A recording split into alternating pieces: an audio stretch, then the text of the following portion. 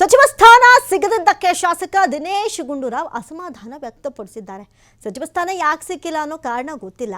ಈ ಹಿಂದೆ ನಾನೇ ಮಂತ್ರಿ ಸ್ಥಾನವನ್ನು ಬಿಟ್ಟಿದ್ದೆ. ರಾಜಕೀಯದಲ್ಲಿ ಎಲ್ಲವನ್ನ ಸ್ವೀಕರಿಸಬೇಕು. ಒಮ್ಮೆ ಏರಿಳಿತಗಳಾಗತ್ತೆ. ಸಂಪುಟಕ್ಕೆ ಅವಕಾಶ ನೀಡೋದು ಬಿಡೋದು ಹೈಕಮಾಂಡ್ಗೆ ಬಿಟ್ಟಂತಹ ವಿಚಾರ. ಇನ್ನು ಹೈಕಮಾಂಡ್ ಎಲ್ಲ ನಿರ್ಣಯವನ್ನು ತೆಗೆದುಕೊಳ್ಳೋದು. ಈಗೇನು ಅತೃಪ್ತರಿದ್ದಾರೋ ಆ ಸಭೆಗೆ ನಾನು ಹೋಗಲ್ಲ ಅಂತ ಹೇಳಿದ್ದಾರೆ ದಿನೇಶ್ ಗುಂಡೂರಾವ್. ಯಾಕಂತ ಹೇಳಿದ್ರೆ ಇಲ್ಲಿ ಸಾಮೂಹಿಕವಾಗಿ ನೊಂದವರು ಒಂದು ಸಭೆ ಮಾಡ್ಕೊಳ್ತಾ ಇದ್ದಾರೆ. ಅವಕಾಶ ಸಿಗದವರೆಲ್ಲ ಒಟ್ಟಿಗೆ ಸೇರಿ ಪಕ್ಷವನ್ನು ತೊರೆಯುವಂತಹ ನಿರ್ಣಯದ ಯೋಚನೆಯನ್ನು ಕೂಡ ಮಾಡ್ತಾ ಇದ್ದಾರೆ. ಹಾಗಾಗಿ ಆ ಸಭೆಗೆ ನಾನು ಹೋಗಲ್ಲ ಅಂತ ಕೂಡ ಹೇಳಿದ್ದಾರೆ. ಜೊತೆಗೆ ಹೈಕಮಾಂಡ್ ಏನು ಹೇಳುತ್ತೋ ಅದನ್ನ ಒಪ್ಕೊಳ್ಬೇಕಾಗತ್ತೆ ಅನ್ನುವಂತಹ ಪರೋಕ್ಷ ವಿಚಾರವನ್ನು ಹೇಳ್ತಾ ಇದ್ದಾರೆ. ಜೊತೆಗೆ ಅಸಮಾಧಾನ ಕೂಡ ಖಂಡಿತ ಇರುತ್ತೆ. ಯಾಕಂತ ಹೇಳಿದ್ರೆ ಪ್ರಭಾವಿ ನಾಯಕರು ಪಕ್ಷದಲ್ಲಿ ಒಂದು ವರ್ಚಸ್ಸನ್ನು ಗಳಿಸ್ಕೊಂಡವರು ಸಹಜವಾಗಿ ಓಕೆ ಈ ಬಾರಿ ನನಗೆ ಸಚಿವ ಸ್ಥಾನ ಸಿಗುತ್ತೆ ಅನ್ನುವಂಥ ನಿರೀಕ್ಷೆ ಇರುತ್ತೆ. ಈ ಹಿಂದೆ ಕೂಡ ಸಚಿವರಾಗಿ ಕೆಲಸ ಮಾಡಿದಂಥವ್ರು. ಹಾಗಾಗಿ ಯಾವಾಗ ಸಿಕ್ಕಿಲ್ವೋ ಅಸಮಾಧಾನ ಅಂತೂ ಇದ್ದೇ ಇರುತ್ತೆ. ಆದರೆ ದೊಡ್ಡ ಮಟ್ಟದಲ್ಲಿ ತೋರಿಸ್ಕೊಳ್ಳೋದಕ್ಕೆ ಮುಂದಾಗ್ತಾ ಇಲ್ಲ. ಹೈಕಮಾಂಡ್ ನಿರ್ಣಯ ತೆಗೆದುಕೊಳ್ಳುತ್ತೆ. ಈ ಹಿಂದೆ ನಾನೇ ಮಂತ್ರಿ ಸ್ಥಾನ ಬಿಟ್ಟಿದ್ದೆ. ರಾಜಕೀಯದಲ್ಲಿ ಎಲ್ಲವನ್ನ ಸ್ವೀಕರಿಸಬೇಕು ಅನ್ನುವಂಥ ಮಟ್ಟಿಗೆ ಅಂದರೆ ಎಕ್ಸೆಪ್ಟ್ ಮಾಡ್ಕೊಂಡ್ಬಿಟ್ಟಿದ್ದೀವಿ. ಇಷ್ಟನೋ ಇಲ್ವೋ ಹೈಕಮಾಂಡ್ ಹೇಳಿದೆ ಅದನ್ನು ಒಪ್ಕೊಳ್ಬೇಕು ಅನ್ನುವಂಥ ಅರ್ಥದಲ್ಲಿ ದಿನೇಶ್ ಗುಂಡೂರಾವ್ ಮಾತನಾಡಿದ್ದಾರೆ. ಸಂಪುಟಕ್ಕೆ ಅವಕಾಶ ಕೊಡೋದು ಬಿಡೋದು ಹೈಕಮಾಂಡ್ಗೆ ಬಿಟ್ಟ ವಿಚಾರ.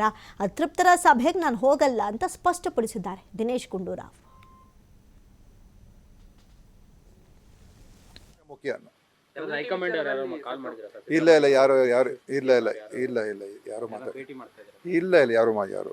ಇಲ್ಲ ಸಚಿವ ಸಂಪುಟದಲ್ಲಿ ಬರೋದು ಬಿಡೋದು ತೀರ್ಮಾನ ಆಗೋದು ಅದು ಪಕ್ಷದ ವರಿಷ್ಠರು ತೀರ್ಮಾನ ಮಾಡ್ತಾರೆ. ಈಗ ನೂತನ ಸಚಿವರಿಗೆ ಎಲ್ರಿಗೂ ನಾನು ವಿಶೇಷವಾದ ಅಭಿನಂದನೆಗಳು ಸಲ್ಲಿಸ್ತೀನಿ. ಅವರಿಗೆ ಒಳ್ಳೆಯ ಅವಕಾಶ ಸಿಕ್ಕಿದೆ.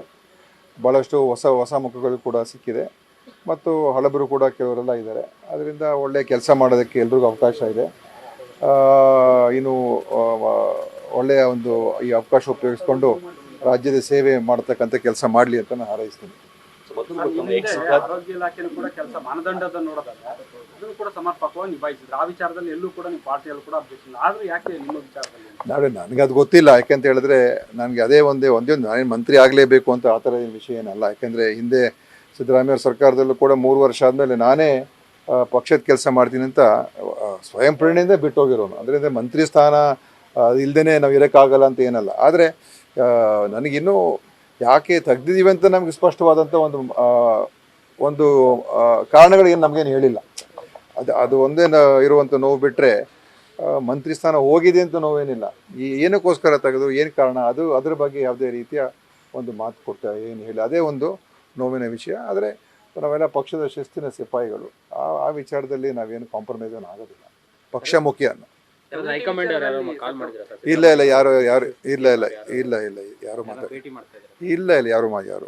ಇಲ್ಲ ಸಚಿವ ಸಂಪುಟದಲ್ಲಿ ಬರೋದು ಬಿಡೋದು ತೀರ್ಮಾನ ಆಗೋದು ಅದು ಪಕ್ಷದ ವರಿಷ್ಠರು ತೀರ್ಮಾನ ಮಾಡ್ತಾರೆ.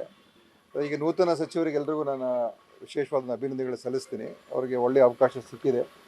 ಭಾಳಷ್ಟು ಹೊಸ ಮುಖಗಳು ಕೂಡ ಸಿಕ್ಕಿದೆ ಮತ್ತು ಹಳಬರು ಕೂಡ ಕೆಲವರೆಲ್ಲ ಇದ್ದಾರೆ. ಅದರಿಂದ ಒಳ್ಳೆಯ ಕೆಲಸ ಮಾಡೋದಕ್ಕೆ ಎಲ್ರಿಗೂ ಅವಕಾಶ ಇದೆ. ಇನ್ನು ಒಳ್ಳೆಯ ಒಂದು ಈ ಅವಕಾಶ ಉಪಯೋಗಿಸ್ಕೊಂಡು ರಾಜ್ಯದ ಸೇವೆ ಮಾಡತಕ್ಕಂಥ ಕೆಲಸ ಮಾಡಲಿ ಅಂತ ನಾನು ಹಾರೈಸ್ತೀನಿ.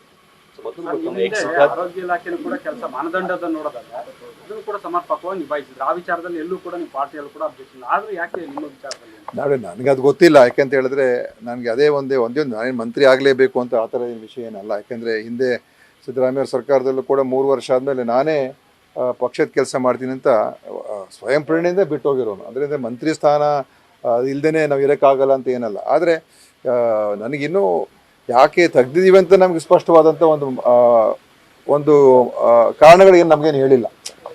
ಅದು ಒಂದೇ ಇರುವ